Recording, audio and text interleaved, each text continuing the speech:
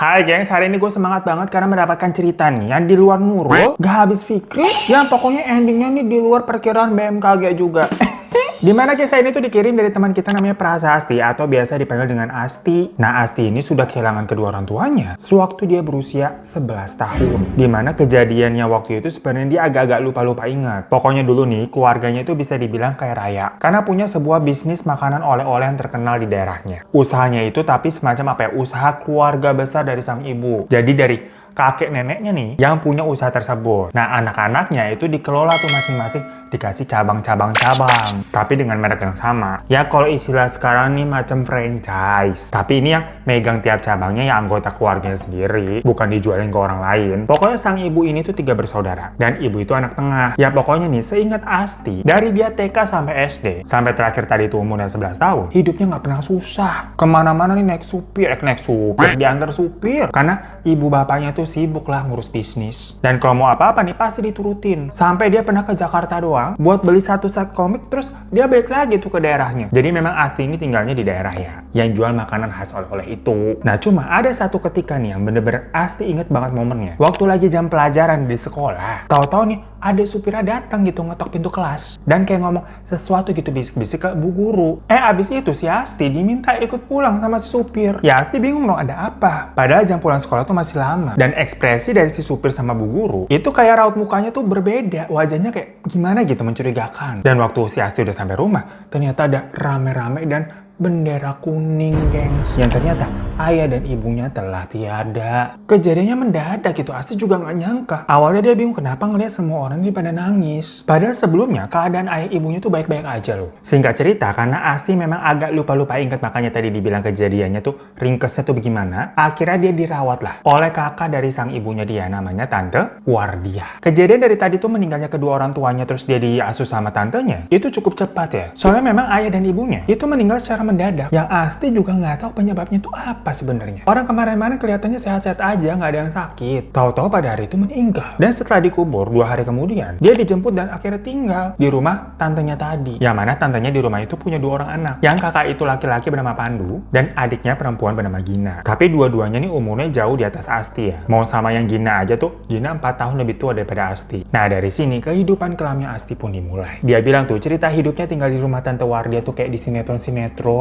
Karena dia sangat diperlakukan berbeda dengan 2 anak Tante Wardia yang lain. Ya mungkin wajar aja ya kalau perlakuannya memang agak sedikit berbeda, mengingat memang Asti ini itu kan bukan anak kandungnya Tante Wardia. Cuma Asti lebih diperlakukannya maksudnya ke arah-arah apa yang, mohon maaf nih, asisten rumah tangga kayak pembantu. Pertama soalnya kamarnya Asti itu benar-benar menempati kamar daerah sama pembantu-pembantu lainnya di rumah itu. Jadi di belakang, gengs, padahal rumahnya gede. Karena kan dari keluarga ibunya Asti tuh 3 anak-anaknya pada kaya-kaya semua ya, kakaknya, terus ibunya Asti dan adiknya itu juga pada kaya-kaya, rumahnya gede-gede. Pembantu di rumahnya Tante Wardia aja tuh ada 4. Yang satu nih tugasnya bersih-bersih, yang satu tugasnya masak, terus yang satu buat jagain Gina doang, dan yang satu lagi buat jagain Pandu doang. Cuma bukan kayak babysitter dari yayasan ya, bukan. Kayak apa ya, mbok-mbok gitu lah. Cuma job desknya jagain 2 anak ini. Nah supir juga ada 2. Ya sepertinya sih awalnya 1. Tapi semenjak ibu bapaknya Asti meninggal tuh, supir keluarga mereka ikut tuh sama Tante Wardia. Terus ada juga tukang kebun nih, jangan kelewatan lu. Ada juga yang bersih-bersih kebun sama sekalian jagain area depan. Lah kan banyak ya. Nah si Asti tadi tuh kamarnya sederet sama petugas-petugas tadi tuh ART. Ya tapi dia emang gak sampai disuruh ngepel, nyapu, macem-macem kayak Lala di Bidadari sih, enggak ya. Namanya kita gitu disuruh nyuci piring gitu, suruh ngepel, kasihan ya kita. Kak Seto, aku dianiaya sama orang tua aku disuruh nyuci piring dan ngepel. Aku pengen pindah ke keluarga Cendana atau Bakri aja dong Kak Seto. Untuk mbak gue ntar gak denger digeplak gue. Ya pokoknya si Asti ini memang gak disuruh-suruh, cuman semua-muanya dia kerjakan sendiri. Macam tadi tuh nyuci piring, nyuci baju, ngambil makanan buat dia ini, semua dia kerjakan sendiri. Jadi ART yang sebanyak itu tuh gak ngaruh buat si Asti, karena dia melakukannya sendiri. Masalahnya sebelumnya dia kehidupannya waktu orang tuanya masih hidup, kan dia nih dilayani bak princess begitu ya. Tapi keadaannya sekarang berubah nih 180 derajat, semua harus mandiri. Jadi dia butuh penyesuaian lah. Berbeda sama Pandu dan Gina nih, nah mereka baru kamar tuh kayak anak raja sama anak ratu, semuanya dilayani. Lah si Asti yang ngeliat gitu kan kayak, kok kehidupan saya sekarang berubah banget gitu loh. Dan kehidupan seperti itu akhirnya harus dia jalani 5 tahun kemudian, hingga umurnya 16 tahun. Jadi dari SD kelas 6 tuh, SMP sampai SMA, dia tinggal tuh di rumahnya Tante Wardia. Ya lama-lama ya terbiasa dengan kehidupan seperti itu, ya udahlah. Saking merasa apa tidak dianggap, Asti juga kalau ngapa-ngapain selalu di wilayah yang belakang. Wilayah rumah belakangnya tempat tadi tuh ART pada ngumpul. Kalau misalkan keluarga inti tuh lagi makan-makan di depan, lagi jamu tamu, atau ada temennya Pandu sama Gina dateng, ya Asti di belakang aja udah mainnya di sana. Nonton TV juga di tempat supir-supir pada nonton, bukan di ruang TV utama gitu. Tapi lagi-lagi konteksnya di sini Asti tidak disiksa ya gengs ya. Nggak disuruh-suruh juga enggak. Ya kalau mau dibuat simple nih, dia kayak dapat tempat berteduh, dapat makan gratis, tapi semua harus mandiri, tidak diperlakukan istimewa. Di satu sisi makanya semakin dewasa dia merasa bersyukur, karena kan memang Asti ini anak satu-satunya di keluarganya. Dia udah nggak punya siapa-siapa lagi. Ini ada tantenya gitu, kakak dari ibunya masih mau nampung dia kan, alhamdulillah. Udah nih hari-hari berlalu, sampai tahu-tahu di rumah tantenya itu ada keributan. Anak terakhir tuh, anak ketiga dari 3 bersaudara keluarga ibunya, ada namanya Om Omar. Datang-datang marah-marah, ribut dia, berantem sama Tante Wardia. Rame deh pokoknya, sampai muncah-muncahin guci begitu, perang-perang, berantakin barang-barang. Cuma karena lagi-lagi Asti selalu main di wilayah belakang, dia kayak cuma jadi ngelong-ngelong, ada apa sih tuh berantem sih Om sama Tante. ART yang lain juga gitu, nggak berani nyamperin, karena kan itu dianggap semacam masalah keluarga majikannya ya. Lancang banget lu ikut-ikut. Ya walaupun konteksnya kalau di sini Asti itu bukan majikannya, saudaranya juga itu omnya dateng, tapi berasanya jadi kayak majikan gitu.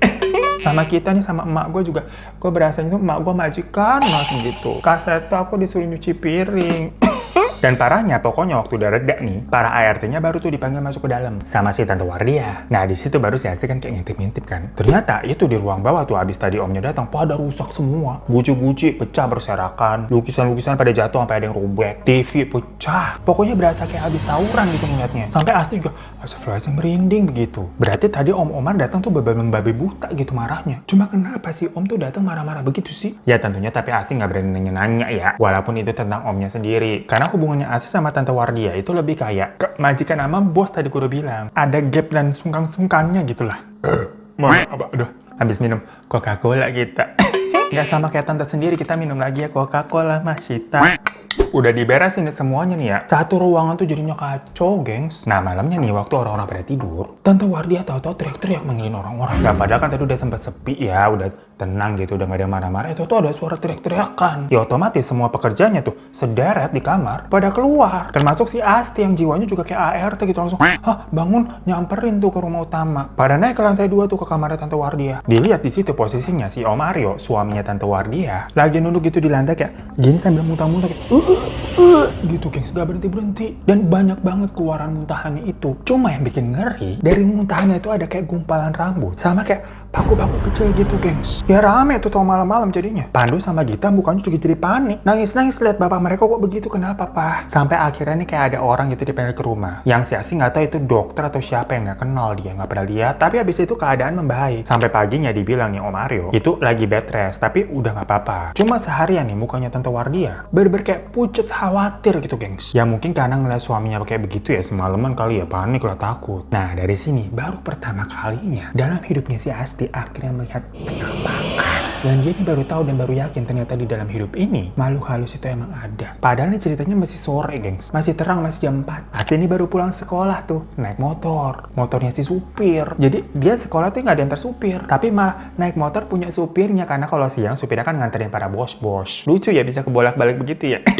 Udah nih dia masuk terus nanya ke salah satu ART, Pak Aryo gimana keadaannya? Udah nggak apa-apa kok, udah bisa makan tapi masih di kasur aja katanya gitu. Oh ya udah, Asti masuk dong. Nah buat ke daerah kamar yang tadi tempat ART tuh di belakang, itu harus ngelewatin kayak taman belakang gitu, ada pendopo-pendopo duduk-duduk. Nah dari situ kelihatan nih balkon di atas lantai 2 kamarnya si Om Aryo. Nah di balkon itu Asti ngeliat ada perempuan berkebaya kuning, tapi kayak ada tanduknya gitu ya. Berdiri aja tuh di atas balkon, tapi ngadepnya ke arah kamar. Jadi ngebelakangin taman tempat Asti ngeliat tuh di belakangin. Nah awalnya Asti kayak bingung itu siapa. Masalahnya ada tanduknya coba. Kalau dari awal cuma dilihat cewek berkebaya kuning, ya dikira kan bisa itu tamu lagi jenguk doang atau gimana ya. Ini ada tanduknya panjang kayak tanduk kambing gitu. Ya dari situ aja udah aneh banget kan. Pas Asti perhatiin lagi, lah tahu-tahu sosok itu jalan nembus. Itu balkon pintu kamarnya kan kayak kaca ya, dan keadaannya ketutup. Nah sosok itu tuh tembus ke dalam. Asti kaget nggak percaya sama apa yang dia lihat. Soalnya itu masih terik, masih matahari bersinar. Dia langsung lari ke dalam kamar gitu, langsung merinding. Dan pas dilihat ada salah satu ART yang lewat, dia nanya, di kamarnya Om Aryo ada tamu. Cuma mau make sure aja kalau mungkin di kamarnya Om Aryo tuh emang ada tamu kali. Agak-agak denial gitu maksudnya. Tapi katanya nggak ada tamu siapa-siapa kok datang hari ini gitu kan. Sebenarnya si Asti lagi-lagi denial, orang tadi ngeliatnya udah tembus ya. Mau tamu apa ya bisa tembus. Jadinya si Asti ini antara bingung dan khawatir juga. Akhirnya dia niat mau ngecek ke kamarnya Om Aryo. Nah disclaimer lagi aja nih. Pokoknya Asti menjelaskan, walaupun dia diperlakukan berbeda dengan Pandu dan Gina, tapi konteksnya dia nggak benci, marah, ataupun gimana-gimana sama Om Aryo dan Tante Wirdia. Ya apalagi semenjak si Asti juga beranjak dewasa kayak ya udah. Jadi perasaannya tuh lebih kayak kesungkan dan takut gitu, macam apa sih, misalnya kita ke bos sama ke majikan kayak ada gapnya, ada sungkan-sungkannya gitu ya. Walaupun jatuhnya itu memang om dan tantenya sendiri. Nah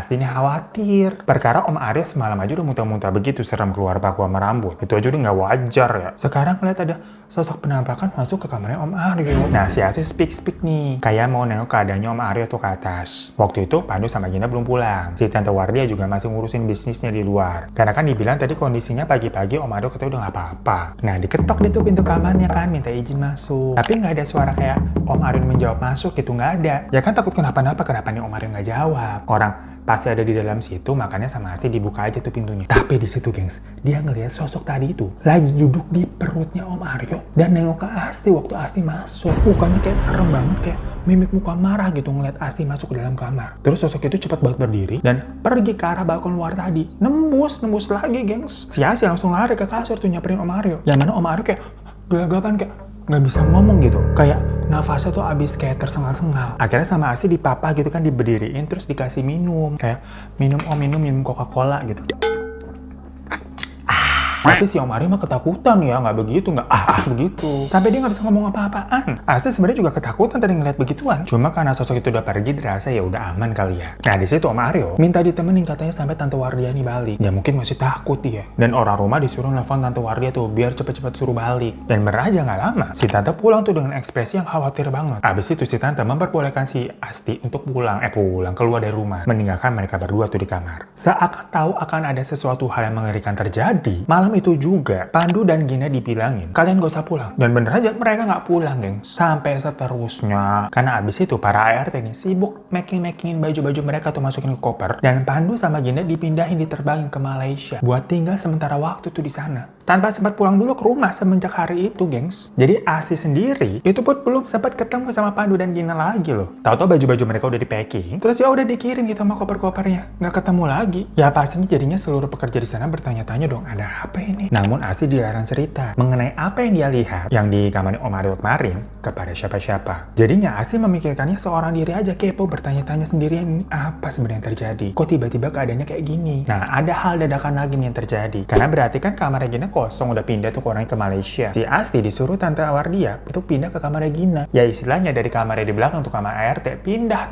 tingkat, naik pangkat ke kamar majikan. Padahal tapi ya gengs ya, di rumah itu tuh punya 2 kamar tamu yang kosong loh. Ya kalau ada tamu emang tidurnya di sana sih. Cuma maksudnya selama bertahun-tahun tuh 5 tahun lebih si Asti tinggal di situ. Di tempat ini kenapa nggak di kamar tamu, tapi di kamar yang sederetan sama ART? Padahal kan Asti di sini jatuhnya bukan sekedar tamu dong, saudara deket banget, udah jadi anak asuh. Ini kenapa setelah ada kejadian-kejadian kayak begini, Gina udah diungsikan tuh ke luar negeri, si Asti baru boleh tidur di kamarnya si Gina. Awalnya si Asti sungkan, cuma kalau ngeliat kondisi kamarnya dia sama kamarnya Gina lah kok jomblang banget gitu ya. Akhirnya kenapa harus nolak? Dan di kamar Gina kan lebih private, lebih kedap. Jadi kalau mau belajar gitu kan lebih fokus. Ya beda banget sama kamar yang di belakang sana. Temboknya aja dari gipsum gitu kan, sekat-sekat ke sesama ART sebelahnya. Jadi otomatis suara-suara tuh kedengeran. Kadang ART sebelah telepon-teleponan sama pacarnya, supir-supir nonton bola lah, ribut banget. Akhirnya udah pindah tuh si Asti kan. Dan seiring kepindahnya Asti di kamar barunya itu, dia pun punya job desk baru lagi gengs. Yaitu menjaga Om Aryo. Kayak nganterin makanan sarapan tiap pagi sama tiap sore, sekalian sama vitamin-vitamin obat. Sekalian ngecek-ngecek keadaannya Om Aryo lah. Tapi semua itu berdampak lagi ke hal lain. Dimana semua pekerjaannya si Asti itu akhirnya dikerjain sama ART lain. Jadi tadi tuh yang namanya dia nyuci piring sendiri, nyiapin makan sendiri, dianterin sekolah naik motor sendiri, itu sudah tidak dilakukan sama Asti sendirian. Istilahnya Asti ini seperti benar-benar menggantikan posisinya Gina. Karena Gina sama Pandu udah nggak ada di rumah, nah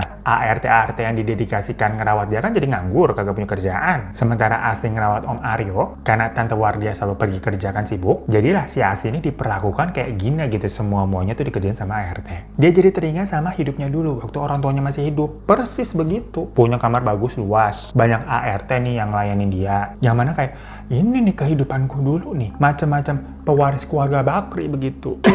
Kapan hidupku seperti itu, Kak Seto? Nah, kalau kalian nanya, emangnya terus rumah Asti yang mewah dulu kemana tuh yang mau ke rumah orang tuanya? Nah, kalau kata Tante Wardia, rumahnya udah dijual. Dan uang itu ditabung buat biaya pendidikannya Asti nanti sampai kuliah. Dan uang-uang warisan orang tua, itu juga baru bisa dicairkan kalau nanti Asti udah beranjak umur 19 tahun. Jadi, sementara waktu itu, Tante Wardia yang akan mengelola sebagai walinya. Tapi Asti nggak ngerasa ada curiga apa-apa ya. Karena kan tadi si Tante juga nggak nyiksa kok. Segala kebutuhan dasarnya si Asti, macam mau beli seragam, misalkan mau beli buku, atau ada kegiatan apa, pasti dikasih duit di cover. Cuma ya itu diperlakukan ya memang tidak seperti anaknya si Tante sendiri, fasilitasnya terbatas. Nah, sebelum sekolah, tugasnya si Asti kan tadi ngantar sarapan sama vitamin-vitaminnya si Om kan. Dimana kalau si Tante Wardia itu kerja nih berangkat udah pagi-pagi banget, abis subuh dia langsung keluar tuh. Sementara kalau si Asti 6:30 baru jalan karena sekolahnya katanya deket. Pagi itu, waktu si Asti masuk ke kamar, dia ngelihat Om Aryo ini masih tidur gitu kan. Dan Tante Wardia itu lagi ngaca gini meja rias. Dalam hatinya si Asti, oh,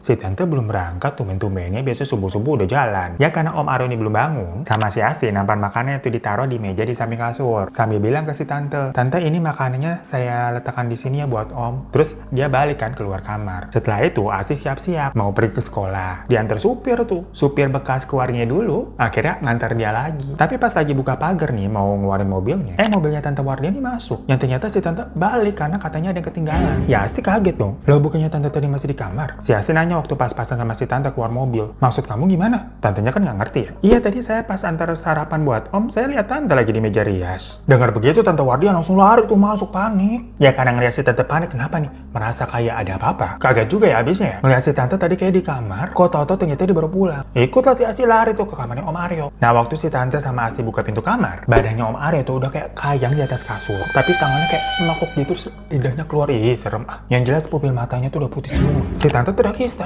Sementara si Asti saking kagetnya nih, sampai jatuh terluduk di lantai. Supir-supir sama ART juga langsung pada lari ke atas karena dengar teriakan suara Tante tadi tuh. Nah pas lagi rame-rame ngeliat Om Aryo nih muntah darah sambil posisinya kayak kayang gitu kan. Yang mana darahnya jadi muncrat. Abis itu badannya langsung jatuh ke kasur. Sama yang lain langsung dicek dong. Dan ternyata Om Aryo sudah tidak bernafas lagi.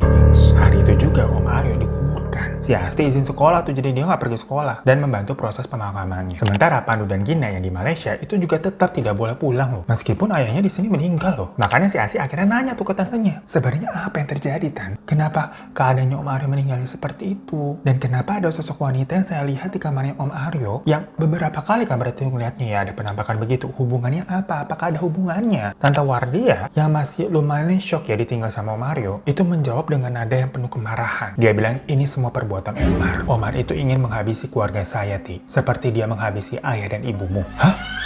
Maksudnya gimana? Ya Asti bener-bener gak nyangka ya sama pernyataannya Tante Wardia. Ayah dan ibunya dihabisi Om Omar. Nah jadi Tante Wardia ini cerita nih kalau Om Omar itu ternyata katanya tidak rela kalau usaha orang tua mereka dibagi secara rata dan adil kepada seluruh anggota keluarga tuh dari kakak, tengah sama adik. Dimana Om Omar yang merupakan anak laki satu-satunya itu mendapatkan semuanya kan sama nih, dapat satu cabang. Nah cabangnya Om Omar itu dikatakan apa ya? Cabangnya paling sepi yang memiliki sedikit omset. Dia beranggapan kalau anak laki-laki harusnya mendapatkan persentase lebih besar mengingat kedua kakaknya adalah wanita. Ya pokoknya kalau menurut adat Jawa itu biasanya anak laki-laki lebih diutamakan untuk memimpin. Terus apa hubungannya kematian orang tua saya dan Om Omar? Pasti kan ingin jawaban dari pernyataan itu ya. Jadi lagi-lagi menurut Tante Wardia, Om Omar ini karena kesal ingin mencelakai kedua kakaknya itu untuk mengambil ahli waris, menguasai semua bisnis keluarganya. Dan yang paling mudah disingkirkan duluan itu adalah orang tuanya Asti dengan cara mengirimkan santet tusuk konde. Ya Asti juga nggak tahu harus nanggepinnya kayak gimana karena dia berpikir,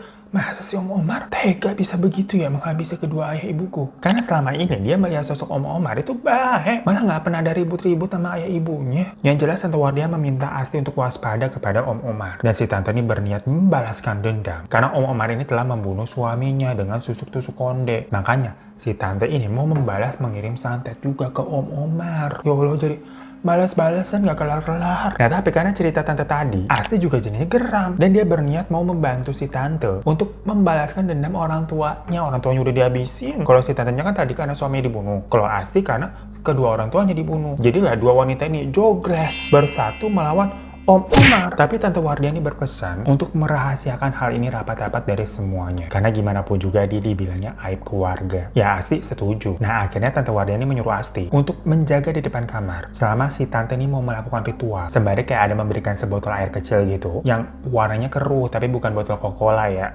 Haus lagi kita. Coca-Cola Mahita.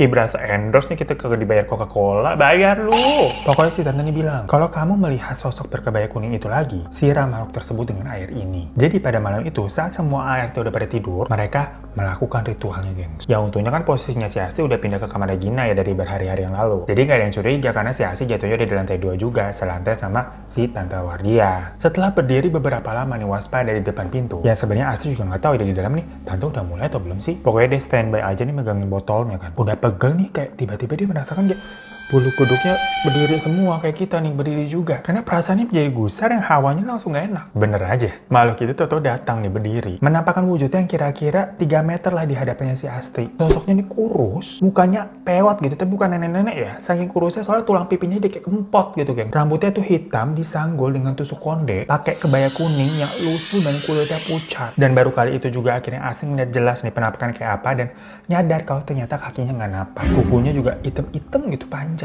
Sosok itu berdiri diam aja ngeliatin si Asti. Tapi si Asti udah siap-siap nih megang botolnya kan. Tapi tiba-tiba sosok itu menghilang kayak nembus ke tembok samping. Nah kira si Asti, sosok itu udah ketakutan duluan kali ya. Perkara ngeliat air yang dia pegang. Tapi tiba-tiba dari dalam kamar, si Tante Wardia teriak, Ti masuk sini Ti, makhluk itu di sini Ti. Asti buru-buru masuk nih dan melihat makhluk itu tuh muncul dari arah balkon teras, geng. Sementara si Tante tuh lagi duduk di lantai dengan perlengkapan ritualnya, menatap makhluk itu sambil kayak nantang, siram Ti. Sama si Asti langsung disiram, sampai sosok itu langsung menjerit sambil mau menyerang Tante Wardia. Tapi sama Asti disiram lagi. Oh makin kepanasan, sosok itu kabur hilang. Setelah udah gak ada gangguan nih, si Tante bilang, kamu tunggu di pojok situ, Tante selesaikan semua ini. Si Tante kayak serius banget gitu kan melakukan ritual yang si Asti sendiri nggak tahu itu tantenya ngapain. Sampai akhirnya si Tantenya bilang, kita udah selesai, kita menang Ti. Tapi entah kenapa kata kayak kita menang itu tidak membuat Asti bahagia dan lega juga. Dia nggak kayak merasakan telah melakukan sesuatu yang bisa dikatakan menang. Abis manfaat hidupnya abisnya apa? Cuma ya udah abis itu Asti kembali ke kamarnya dan tertidur sambil memikirkan kayak kira-kira yang terjadi sama Om Omar setelah ini apa ya? Entah kenapa ada perasaan bersalah nih dari Asti nih. Gimana pun juga kan dia telah melakukan apa ya? Kejahatan, bantuin orang nyebar ilmu hitam. Yang jatuhnya kesalahan dibalas dengan kesalahan. Ya tapi pada saat itu Asti nggak tahu nih mana yang benar dan mana yang salah. Jadi ya udahlah, nggak usah dipikirin, dia tidur aja. Nah tapi di malam itu Asti ini mimpi, gengs. Dimana ayah dan ibunya kayak kesakitan, kayak disiksa gitu sampai si Asti ini kayak merinding. Dengar suara teriakan dari ayah dan ibunya. Padahal ya semenjak ayah dan ibunya tiada nih, dia nggak pernah dimimpin yang seram-seram kayak begitu tuh. Tapi tahu-tahu nih ayah dan ibunya kayak wah teriak-teriak merintih, macam kayak super duper disiksa gitu, gengs. Bangun-bangun Asti kaget langsung keringet dingin. Tapi ya aduh, untung semua cuma mimpi. Dia pergi ke sekolah nih seperti biasa. Dan kayak hari-hari sebelumnya, Tante Wardia juga udah pergi duluan subuh-subuh. Jadi pas Asti bangun, si Tante nih juga udah nggak ada di rumah. Nah, ini nih titik baliknya. Yang Asti bilang kayak sinetron. Dimana waktu itu tuh hari Jumat. Anak-anak cowok pada sholat Jumat kan. Sementara anak-anak cewek tuh pada di kelas. Ya pada main-main aja lah, nungguin selesai sholat Jumat. Nah, kalau sholat Jumat itu kan ada ceramahnya. Dimana suara ceramahnya itu terdengar satu sekolah karena pakai speaker. Hari itu ceramahnya tentang anak soleh dan soleha. Dimana dibilang anak soleh dan soleha itu yang mampu menyelamatkan kedua orang tua di akhirat kelak. Intinya katanya dosa orang tua itu bisa terhapuskan dan diselamatkan dari siksa api neraka oleh anak yang soleh dan soleha. Dan sebaliknya, orang tua itu juga bisa menanggung dosa atas perbuatan anaknya yang melanggar hal-hal yang dilarang oleh agama. Ya di situ si Asti merasa tertampar dan langsung keinget sama mimpinya, di mana orang tuanya teriak-teriak disiksa. Yang apakah mungkin itu karena Asti berbuat salah dengan membantu Tante Wardia ini mengirimkan santet, yang mana atas perbuatannya itu orang tuanya ini menanggung apa ya, semacam dosa atas yang Asti perbuat. Gimana nih? Maksudnya kan Asti berbuat demikian untuk membalaskan perbuatan dari Om Onar, balas dendam. Tapi apa jadinya kalau niatannya itu justru menyiksa kedua orang tuanya di alam kubur? Lah bimbang tuh dia, jadi tahu-tahu kepikiran sama Om Omar. Keadaannya gimana nih sekarang nih? Apa baik-baik aja tuh gimana? Akhirnya habis pulang sekolah, Asti mampir tuh ke rumahnya Om Omar. Seolah-olah kan dia nggak tahu apa-apa nih, mau ngecek. Dan Om Omar juga pasti nggak nyangka Asti macem-macem lah. Sampai di sana ternyata di depan rumahnya ada bendera kuning. Yang mana Om Omar udah gagal. Ngeliat begitu, bukannya perasaan lega atau merasa menang yang ada di dalam hatinya Asti, tapi yang ada tuh perasaan bersalah dan sangat menyesal gitu yang dia rasakan, gengs. Waktu dia masuk ke rumah, dia bertemu dengan Tante Ine, istrinya Om Omar. Langsung dipeluk tuh si Asti kayak, kemana aja kamu nak? Om Omar nyariin kamu terus. Tapi sekarang Om udah nggak ada. Nggak tahu kenapa si Asti ikut nangis ngelihat Tante ini yang bener sedih begitu. Dari situ Asti pergi sebentar ngelayat kuburannya Om Omar yang masih basah, bekas tadi siang baru dikuburin. Terus balik lagi ke rumahnya Tante Ine. Malamnya diadakan pengajian kan, dan Asti ikut tuh pengajiannya. Dia bilang ke supirnya untuk pulang aja. Sampaikan ke Tante Wardia kalau dia lagi ikut pengajian di rumahnya Om Omar. Ya supirnya kan nggak tahu apa-apa ya, nurut aja pulang dia. Sampai kira-kira sejam kemudian, waktu pengajiannya masih berjalan nih, si supirnya balik lagi. Bisik-bisik tuh ke Asti tuh. Dibilang katanya disuruh pulang sama Tante Wirya. Cuma kan ini masih di tengah-tengah acara ya, Asti juga nggak enak. Dia masih sangat merasa bersalah loh, karena dia juga lah Om Omar meninggal. Ya Asti menolak. Ntar aja udah aku di sini dulu, kamu pulang aja. Tapi si supirnya kayak cemas dan jadinya kayak ganggu mulu, bolak-balik gitu nyuruh si Asti cepet pulang. Tante Ine yang lihat begitu kan nanya, kenapa Ti? Ya Asti bilang disuruh pulang sama Tante Wardia. Tante Ine akhirnya bilang ke si supir, kalau Asti malam ini nginep di sini aja udah nggak apa-apa. Bilangin ke Wardia nggak usah khawatir. Tapi si supirnya malah jadi kayak ketakutan karena mungkin dia kayak disuruh si Asti ini harus pulang gitu. Yang jadinya malah berisik ribut di pengajian kan, ngomong mulu si supir. Akhirnya si supir tetap tuh disuruh pulang aja udah. Dan kayak dia nelfon seseorang tuh di luar. Terus masuk lagi, bujuk si Asti lagi. Sampai narik-narik paksa loh. Di tengah orang yang lagi rame-rame lagi pada ngaji. Ya kan jadi kayak buyar gitu kan, terganggu ngajinya. Akhirnya ditengahin tuh sama warga. Dan Asti tetap mau di sini, nggak mau pulang. Nah si supir semacam nggak punya kuasa juga ya. Akhirnya dia pulang tuh. Nah di situ Tante Ine dengan lembut kayak nenangin Asti yang emosi. Sama si supirnya kayak apaan banget sih sampai narik-narik gitu guys di depan orang. Yang macam kayak Asti ini nggak dihargain banget. Ditarik-tarik kan kayak gimana pun juga itu kan dulu supirnya dia ya. Asti ini majikannya. Jadinya si Asti ini sampai nangis di pelukannya Tante Ine. Dan dari mulutnya Asti tiba-tiba aja terucap kata maaf. Kayak maafin aku tante, maafin tante, maafin. Sambil nangis tuh. Ya tantenya kan bingung ya, kenapa kamu jadi minta maaf?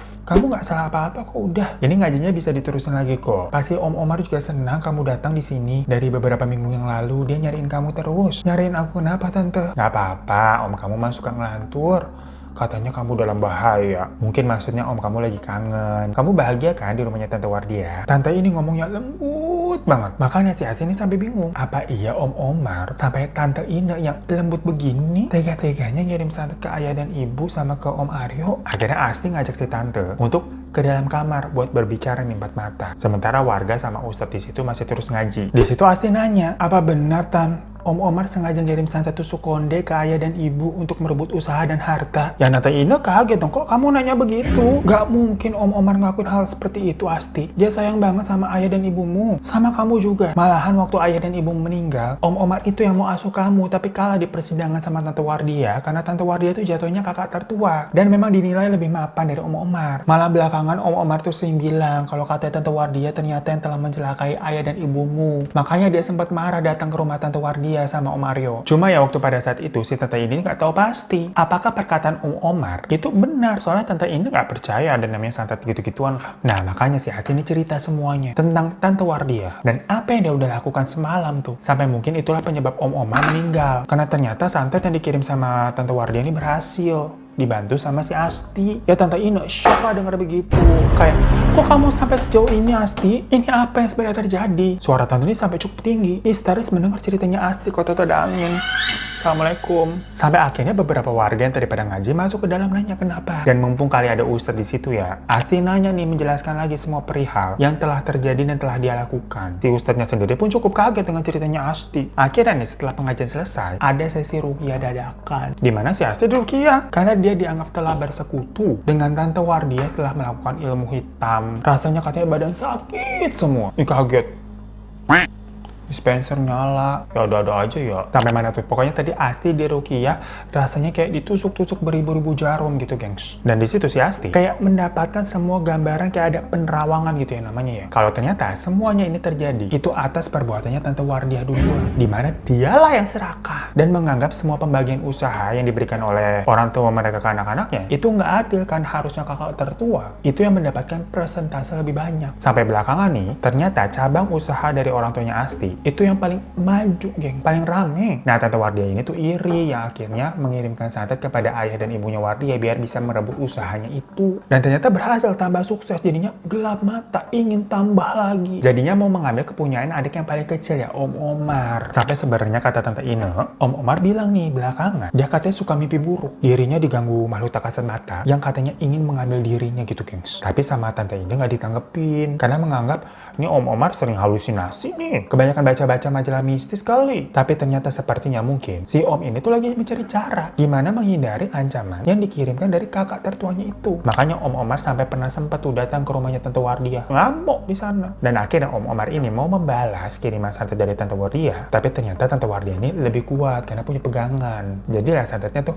meleset dikirimnya ke orang terdekat yaitu suaminya Om Aryo. Jadilah sekarang santet berbalas santet. Dan kenapa dari awal misalkan si Asti nih nggak dihabisi juga kayak orang tuanya? Karena ternyata wetonnya si Asti nih itu bagus dan bisa dijadikan penolak bala. Sayangnya waktu orang tuanya kena, si Asti kan lagi di sekolah. Jadi emang kita harus deket banget gitu biar efeknya bisa terasa. Makanya waktu Asti datang ke kamarnya Om Aryo tuh, awal-awal masuk sosok kebaya kuning kan langsung lari, langsung pergi. Makanya waktu Tante Wardia melakukan ritualnya, itu dia nih pakai si Asti buat nolak bala, ngusir sosok kiriman dari Om Omar. Makanya jadinya kiriman santet dari Tante Widya menang dan Om Omar yang kalah. Semua hal itu tidak diketahui sama Tante Ina awalnya karena Om Omar ini bergeraknya sembunyi-sembunyi. Dia hanya ingin menyelamatkan dirinya sendiri dan istrinya Tante Ina. Karena kalau dia nggak nyerang, ya udah pasti dia yang diserang. Nah, setelah rukyah selesai, Ustadznya menjelaskan kalau perbuatan balas dendam seperti itu ada lingkaran setan dan tidak dibenarkan apapun alasannya. Ya, nggak boleh, jangan jahat. Dan jahat. Lanjut ya. Setelah itu, sang Ustadz nih meminta Asti maupun Tante Ine menyudahi semuanya dan berserah kepada Allah Subhanahu Wa Taala. Yang nantinya misalkan Tante Wardia berbuat apapun, berlindunglah kepada Tuhan dan biar Tuhan yang bekerja membalas semuanya. Tapi walaupun begitu kan, tetap nih ada rasa amarah dari Asti. Karena berarti dia telah dibohongi. Dan ternyata semua ini adalah perbuatan dari Tante Wardia yang selama ini dia pikir itu Tante cukup baik mau mengasuh dia gitu. Tapi ternyata ada udang di balik bakwan. Pulang tuh Asti ke rumah Tante Wardia yang ternyata udah nungguin dia tuh di rumah. Asti bilang kalau dia udah tahu semuanya. Tapi di situ tidak ada raut penyesalan atau rasa kaget apa yang merasa terancam gitu dari mukanya Tante Wardia. Si Tante malah bilang begini, gengs. Sekarang tujuan saya sudah tercapai semua. Bisnis ini sekarang sepenuhnya saya yang pegang. Satu-satunya keturunan yang ada tinggal kamu saja, Asti. Omar tidak punya anak, yang menandakan ini tidak berhak mengambil ahli bisnis keluarga saya. Kalau kamu mau bekerja dengan saya dan tidak banyak tingkah, saya janji hidupmu akan terjamin. Ya tapi di situ si Asti kayak muak gitu ngeliat mukanya Tante Wardia. Rasanya kayak pengen, gitu. Kayak, tahu begini, tobat rukiahnya besok-besok aja udah. Malam ini mending si Tante gua santet gitu ya. Kesel banget ya. Cuma ya akhirnya dia tetap teringat tuh sama wajangan Pak Ustadz. Dan kayak, udah sabar-sabarin hati aja sih, Pak. Ada nih orang jahat macam begini di mukanya dia nih, di depannya nih. Apalagi itu Tante sendiri. Di situ tentunya Asti menolak. Dia cuma bilang kalau dirinya nggak mau jatuh ke dalam neraka yang sama dengan Tante. Habis itu udah kemas itu baju-baju dan buku-buku pelajarannya, pergi dia dari keluar rumahnya keluar dari rumahnya Tante Wardia. Nah semenjak hari itu hingga sekarang Asti akhirnya tinggal bersama Tante Ine. Tante ini kan nggak punya anak soalnya. Dan waktu umur 19 tahun akhirnya warisannya cair yang dia gunakan untuk keperluan sehari-hari serta lanjut kuliah. Sebenarnya dia pun berhak menjadi ahli waris dari bisnis orang tuanya. Tapi emang gak mau Asti ambil karena dia tidak mau berurusan dengan Tante Wardia. Mainan yang santet. Ya udahlah biar itu menjadi urusannya si Tante yang gak tahu jadi bisnisnya berkah apa bagaimana ya. Walaupun sampai hari ini sebenarnya masih sukses sih, masih rame itu makanan oleh-olehnya. Cuma untuk Asti dia udah cukup lah dengan warisan orang tuanya dan ingin mencari uang yang halal dengan kerja kerasnya sendiri. So itu guys cerita yang riuh banget dari Asti yang balas-balasan santet yang dikira omnya yang jahat. Ternyata si tantenya yang keroknya. Ayah kita dioper-oper gitu jadi suuzon sama ini, sama ini, sama itu. Yang jelas pokoknya ternyata yang namanya balas dendam itu nggak membuat hati terasa puas atau permasalahan juga menjadi selesai kalau kata si Asti nih. Dimana dia akhirnya bisa menemukan kedamaian dan kelegaan justru di saat dia mengikhlaskan semuanya. Dan berserah udah kepada Tuhan. Masya Allah, tabarakallah ya Asti ya. Terima kasih banyak untuk ceritanya. Dan buat kalian juga jangan serakah hidup di dunia. Padahal itu si Tante udah kaya, tetep aja iri gitu merasa ada yang kurang. Ya gitu deh kalau dia diperbudak sama uang. Ya tapi emang semuanya butuh uang ya. Tapi ketenangan yang paling utama lah lebih dari uang. Thank you semuanya udah nonton. Yang pokoknya kalau mau kirim-kirim cerita boleh email di bawah ini. Sampai jumpa lagi di teman cerita selanjutnya. Assalamualaikum.